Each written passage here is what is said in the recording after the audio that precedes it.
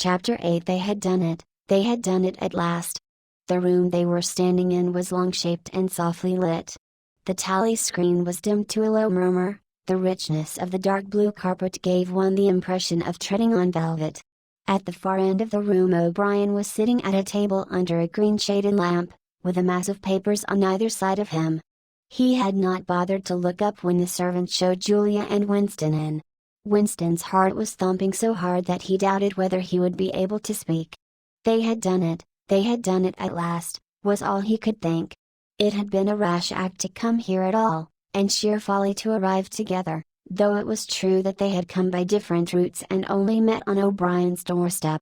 But merely to walk into such a place needed an effort of the nerve.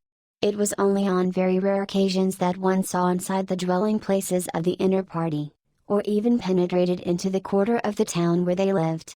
The whole atmosphere of the huge block of flats, the richness and spaciousness of everything, the unfamiliar smells of good food and good tobacco, the silent and incredibly rapid lifts sliding up and down, the white-jacketed servants hurrying to and fro, everything was intimidating. Although he had a good pretext for coming here, he was haunted at every step by the fear that a black uniformed guard would suddenly appear from round the corner, demand his papers, and order him to get out. O'Brien's servant, however, had admitted the two of them without demur. He was a small, dark-haired man in a white jacket, with a diamond-shaped, completely expressionless face which might have been that of a Chinese. The passage down which he led them was softly carpeted, with cream-papered walls and white wainscoting, all exquisitely clean. That too was intimidating. Winston could not remember ever to have seen a passageway whose walls were not grimy from the contact of human bodies. O'Brien had a slip of paper between his fingers and seemed to be studying it intently. His heavy face, bent down so that one could see the line of the nose, looked both formidable and intelligent. For perhaps 20 seconds he sat without stirring. Then he pulled the speaker right towards him and rapped out a message in the hybrid jargon of the Ministries. Items 1,5,7 approved full wise stop suggestion contained. Item 6 double plus ridiculous virgin prime think cancel stop and proceed construction wise into getting plus full estimates machinery overhead stop end message. Apostrophe. He rose deliberately from his chair and came towards them across the soundless carpet. A little of the official atmosphere seemed to have fallen away from him with the newspeak words, but his expression was grimmer than usual, as though he were not pleased at being disturbed. The terror that Winston already felt was suddenly shot through by a streak of ordinary embarrassment. It seemed to him quite possible that he had simply made a stupid mistake. For what evidence had he in reality that O'Brien was any kind of political conspirator? Nothing but a flash of the eyes and a single equivocal remark. Beyond that, only his own secret imaginings, founded on a dream.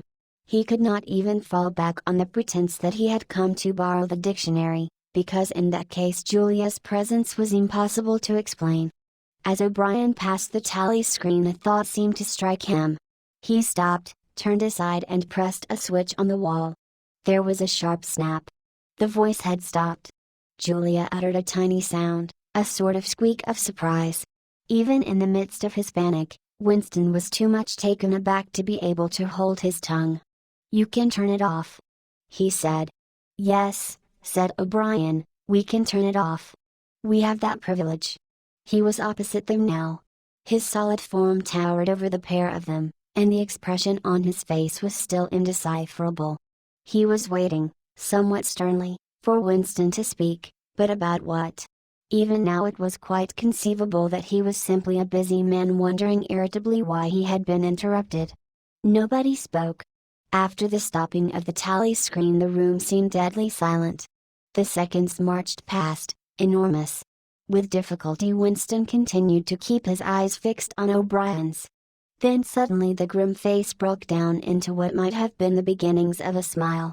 With his characteristic gesture O'Brien resettled his spectacles on his nose. "Shall I say it, or will you?" he said.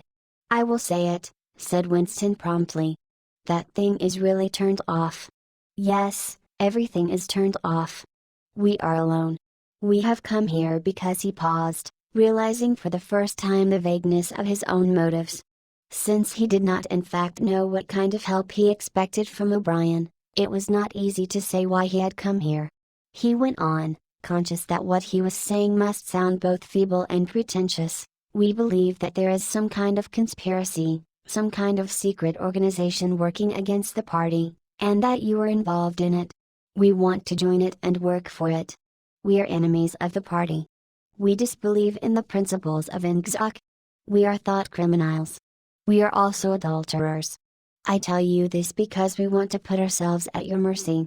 If you want us to incriminate ourselves in any other way, we are ready. He stopped and glanced over his shoulder, with a feeling that the door had opened. Sure enough, the little yellow-faced servant had come in without knocking. Winston saw that he was carrying a tray with a decanter and glasses. "Martin is one of us," said O'Brien impassively. "Bring the drinks over here, Martin. Put them on the round table. Have we enough chairs? Then we may as well sit down and talk in comfort. Bring a chair for yourself, Martin. This is business. You can stop being a servant for the next 10 minutes. The little man sat down, quite at his ease, and yet still with a servant-like air, the air of a valet enjoying a privilege. Winston regarded him out of the corner of his eye. It struck him that the man's whole life was playing a part, and that he felt it to be dangerous to drop his assumed personality even for a moment. O'Brien took the decanter by the neck and filled up the glasses with a dark red liquid. It aroused in Winston dim memories of something seen long ago on a wall or hoarding a vast bottle composed of electric lights which seemed to move up and down and pour its contents into a glass. Seen from the top the stuff looked almost black, but in the decanter it gleamed like a ruby. It had a sour sweet smell. He saw Julia pick up her glass and sniff at it with frank curiosity. "It is called wine," said O'Brien with a faint smile. "You will have read about it in books, no doubt. Not much of it gets to the outer party, I am afraid." His face grew solemn again, and he raised his glass. "I think it is fitting that we should begin by drinking a health.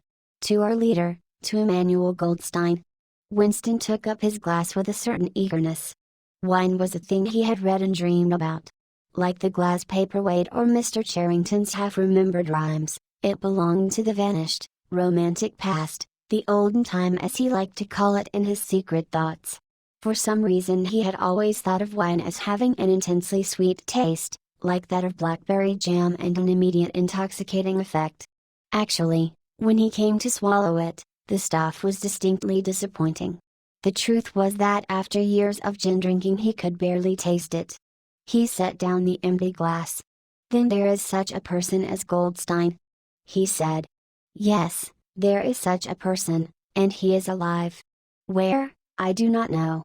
And the conspiracy, the organization. Is it real? It is not simply an invention of the thought police.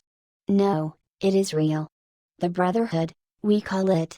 You will never learn much more about the Brotherhood than that it exists and that you belong to it. I will come back to that presently." He looked at his wristwatch. "It is unwise even for members of the inner party to turn off the tally screen for more than half an hour. You ought not to have come here together, and you will have to leave separately. You, comrade," he bowed his head to Julia, "will leave first. We have about 20 minutes at our disposal. You will understand that I must start by asking you certain questions. In general terms, what are you prepared to do?" "Anything that we are capable of," said Winston. O'Brien had turned himself a little in his chair so that he was facing Winston. He almost ignored Julia, seeming to take it for granted that Winston could speak for her. For a moment the lids flitted down over his eyes. He began asking his questions in a low, expressionless voice, as though this were routine, a sort of catechism, most of whose answers were known to him already. "You are prepared to give your lives?" "Yes." "You are prepared to commit murder?" "Yes." "To commit acts of sabotage which may cause the death of hundreds of innocent people?" "Yes." "To betray your country to foreign powers?" "Yes." "You are prepared to cheat, to forge, to blackmail, to corrupt the minds of children, to distribute habit-forming drugs, to encourage prostitution, to disseminate venereal diseases, to do anything which is likely to cause demoralization and weaken the power of the party?" "Yes."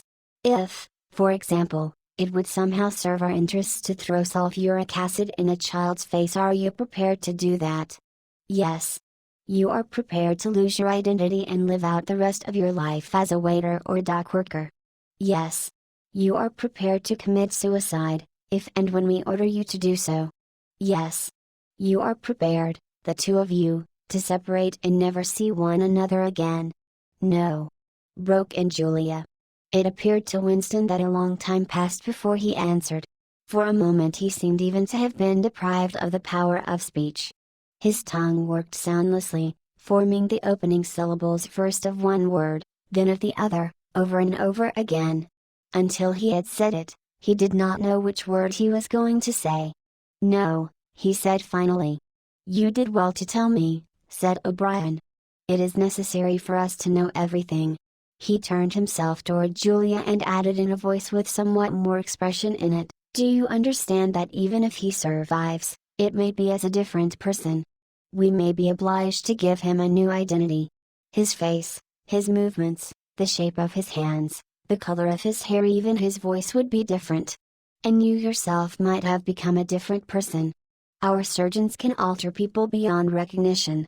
Sometimes it is necessary. Sometimes we even amputate a limb.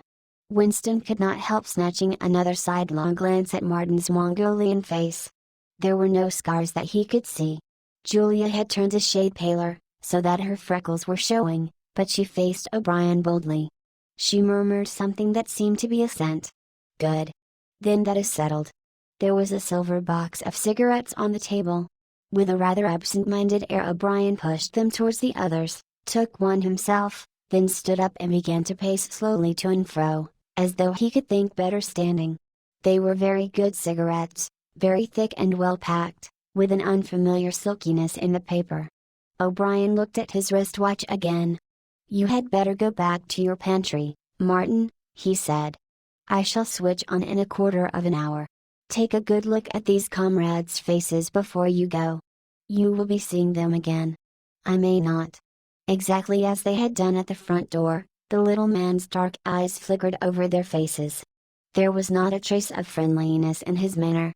He was memorizing their appearance, but he felt no interest in them, or appeared to feel none. It occurred to Winston that a synthetic face was perhaps incapable of changing its expression. Without speaking or giving any kind of salutation, Martin went out, closing the door silently behind him. O'Brien was strolling up and down, one hand in the pocket of his black overalls, the other holding his cigarette. You understand, he said, that you will be fighting in the dark. You will always be in the dark. You will receive orders and you will obey them, without knowing why. Later I shall send you a book from which you will learn the true nature of the society we live in, and the strategy by which we shall destroy it. When you have read the book, you will be full members of the Brotherhood. But between the general aims that we are fighting for and the immediate tasks of the moment, you will never know anything.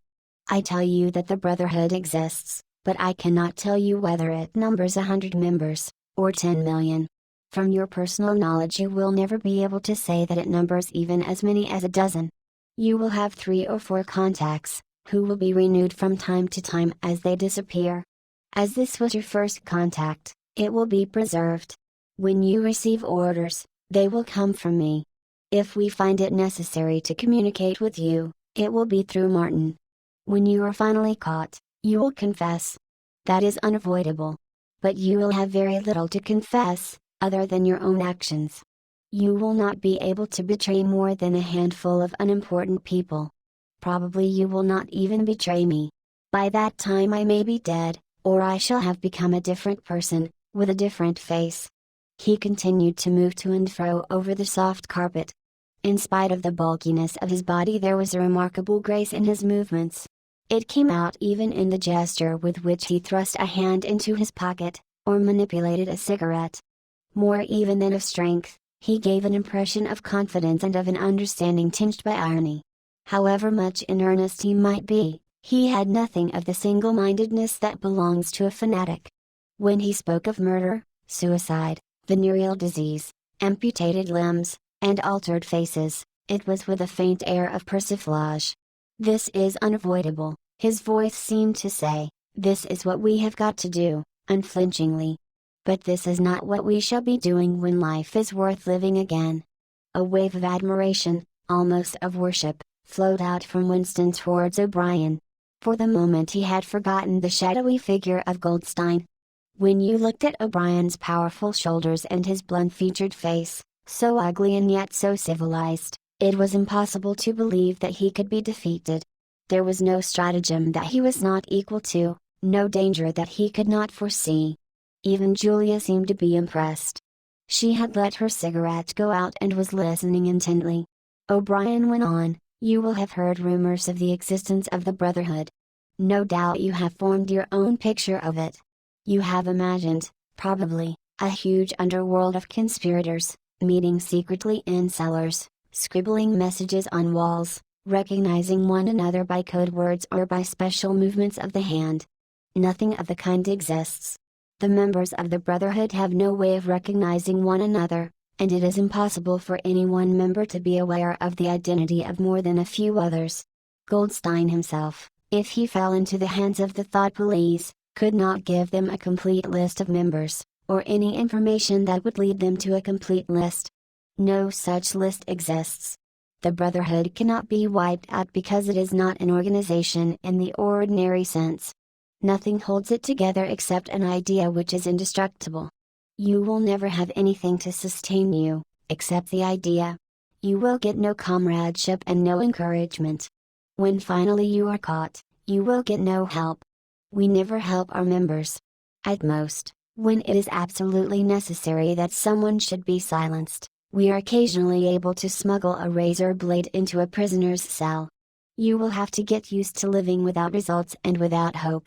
You will work for a while, you will be caught, you will confess, and then you will die. Those are the only results that you will ever see. There is no possibility that any perceptible change will happen within our own lifetime. We are the dead. Our only true life is in the future. We shall take part in it as handfuls of dust and splinters of bone. But how far away that future may be, there is no knowing. It might be 1,000 years. At present nothing is possible except to extend the area of sanity little by little. We cannot act collectively. We can only spread our knowledge outwards from individual to individual, generation after generation. In the face of the thought police there is no other way. He halted and looked for the third time at his wristwatch. "It is almost time for you to leave, comrade," he said to Julia.